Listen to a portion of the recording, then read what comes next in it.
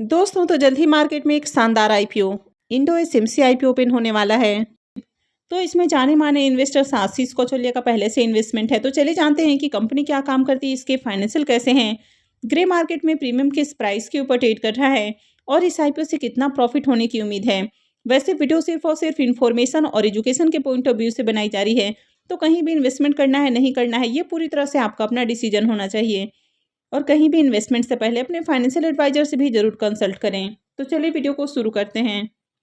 लेकिन इससे पहले कि मैं वीडियो को शुरू करूं, अगर आप इस चैनल पर पहली बार विजिट कर रहे हैं या फिर आपने चैनल अब तक सब्सक्राइब नहीं किया है तो चैनल को सब्सक्राइब कर लें और वीडियो को भी लाइक कर दें। तो सबसे पहले इंडो एसएमसी आईपीओ के डिटेल्स की बात करें तो आईपीओ 13 जनवरी से ओपन होने वाला है और ये 16 जनवरी को क्लोज होगा। आईपीओ की लिस्टिंग डेट 21 जनवरी होने वाली है। फेस वैल्यू 10 रुपये पर शेयर है। बुकिंग प्राइस 149 है और आईपीओ में 1000 शेयर्स का लॉट है।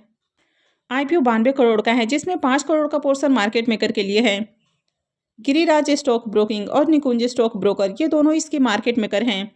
87 करोड़ का पोर्शन पब्लिक के लिए है। पूरा का पूरा आईपीओ फ्रेश इशू का आईपीओ है। ये सिमी आईपीओ है। कंपनी बीएसई सिमी के ऊपर लिस्ट होने वाली है। आईपीओ के रिजर्वेशन पोर्शन को देखें तो मार्केट मेकर के लिए आईपीओ में 5.01% का पोर्शन है। क्यूआईबीएस के लिए 47.45%। एंकर इन्वेस्टर्स के लिए आईपीओ में 28.46% का पोर्शन है और क्यूआईबीएस के लिए 18.99% का पोर्शन रखा गया है। एचएनआईएस के लिए आईपीओ में 14.29% का पोर्शन है, जिसमें बिग एचएनआईएस के लिए 9.53% और स्मॉल एचएनआईएस के लिए 4.76% का पोर्शन रखा गया है। रिटेलर्स के लिए आईपीओ में 33.25% का पोर्शन है। आईपीओ ट्यूसडे से ओपन होने वाला है, तो मंडे को आईपीओ एंकर इन्वेस्टर्स के लिए ओपन हो जाएगा। इंडो एसएमसी के अगर बिजनेस के बारे में बात करें तो ये कंपनी इलेक्ट्रिकल और पावर डिस्ट्रीब्यूशन से जुड़ी हुई जो प्रोडक्ट है तो कंपनी इनकी मैन्युफैक्चरिंग और सप्लाई करती है।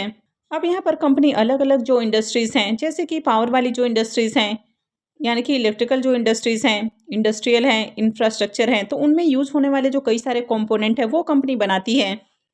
जैसे कि जो इलेक्ट्रिक मीटर होता है, यानी कि जो इनक्लोजर बॉक्सेस होता है वो कंपनी बनाती है। एसएमसी सीट बनाती है कंपनी। ये high tension current transformer, high tension potential transformer, low tension और हाई टेंशन डिस्ट्रीब्यूशन बॉक्सेस और panel, fibre glass, reinforce plastic, तो कंपनी कई सारे जो प्रोडक्ट बनाती है तो इनकी डिजाइनिंग, मैन्युफैक्चरिंग और साथ ही इनकी सप्लाई भी कंपनी करती है। बेसिकली ये जो कंपनी है ये B2B सेगमेंट में काम करती है, यानी कि कंपनी कंज्यूमर को अपने प्रोडक्ट सेल नहीं करती है, बल्कि जो दूसरे बिजनेसेस है कंपनी उनको अपने प्रोडक्ट सेल करती है। तो कंपनी ये सारे जो प्रोडक्ट मैन्युफैक्चर करती है ये power distribution networks, utility, OEM और इंफ्रास्ट्रक्चर प्रोजेक्ट में यूज किए जाते हैं। कंपनी के अभी 4 मैन्युफैक्चरिंग फैसिलिटीज़ हैं, जो कि गुजरात, महाराष्ट्र और राजस्थान में फैला हुआ है। तो कंपनी के अगर ओवरऑल बिजनेस को देखा जाए तो बढ़िया बिजनेस है।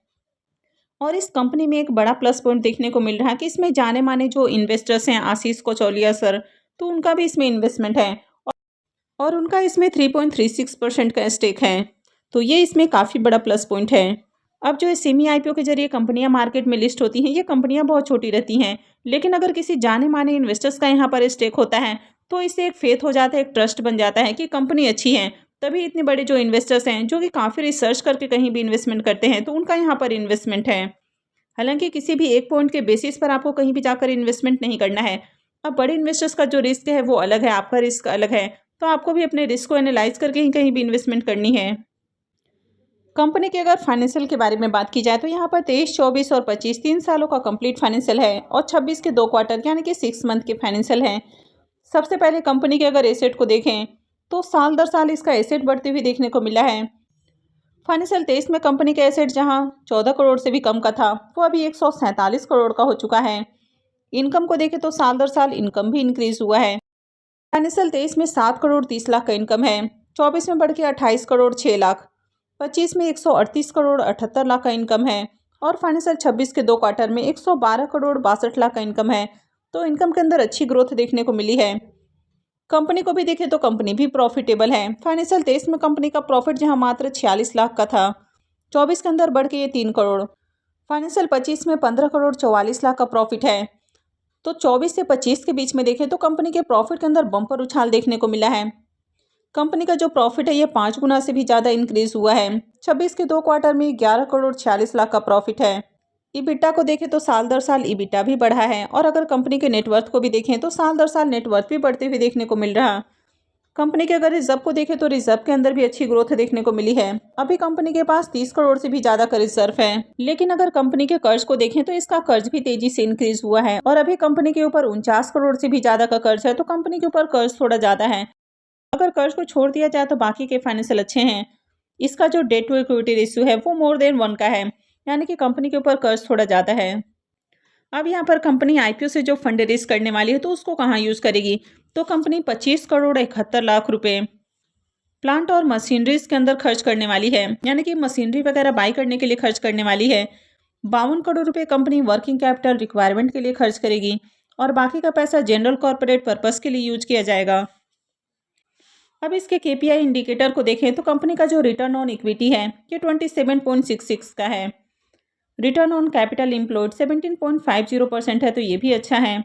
Debt to equity ratio more than 1 का है, तो कंपनी के ऊपर कर्ज थोड़ा ज़्यादा है और कंपनी यहाँ पर आईपीओ से जो फंड रेज करने वाली है तो कोई भी पैसा कर्ज के भुगतान के लिए खर्च नहीं करेगी, यानी कि आगे भी कंपनी कर्ज में ही रहने वाली है। रिटर्न ऑन नेटवर्थ इसका 24.30% है।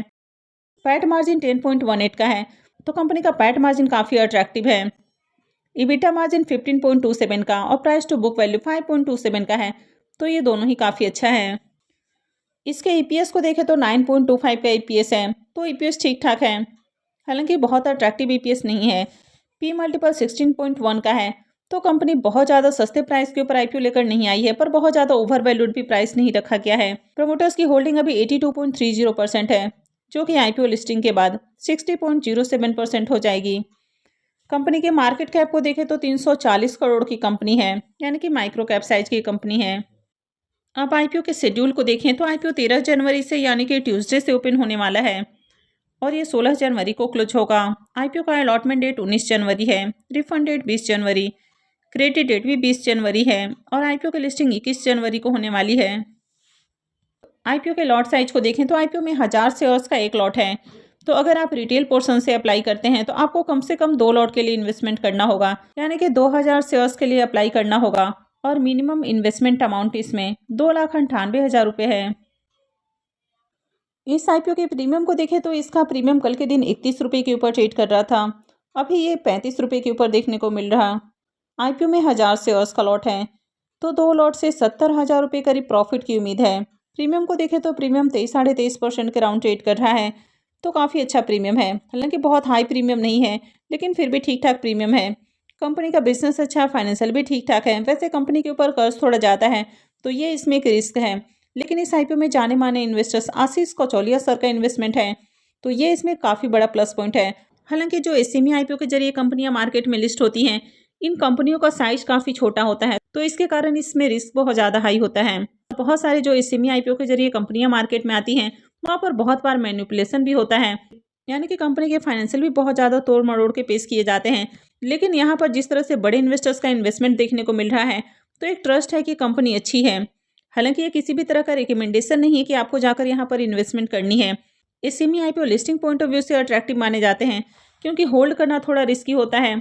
स्टॉक लगातार सर्किट में ही रहते हैं, तो काफ़ी बार स्टॉक लोअर सर्किट में अगर रहते हैं तो वहाँ से एग्जिट करना भी मुश्किल होता है। तो अब अप्लाई करना है नहीं करना है, ये पूरी तरह से आपका अपना डिसीजन होना चाहिए और कहीं भी इन्वेस्टमेंट से पहले अपने फाइनेंशियल एडवाइजर से भी ज़रूर कंसल्ट करें। आई होप आपको वीडियो अच्छी लगी होगी। तो अगर आपने वीडियो को लाइक नहीं किया है तो वीडियो को लाइक कर दें, चैनल को भी सब्सक्राइब करके रखें और वीडियो को अंत तक देखने के लिए आप सबको बहुत बहुत धन्यवाद।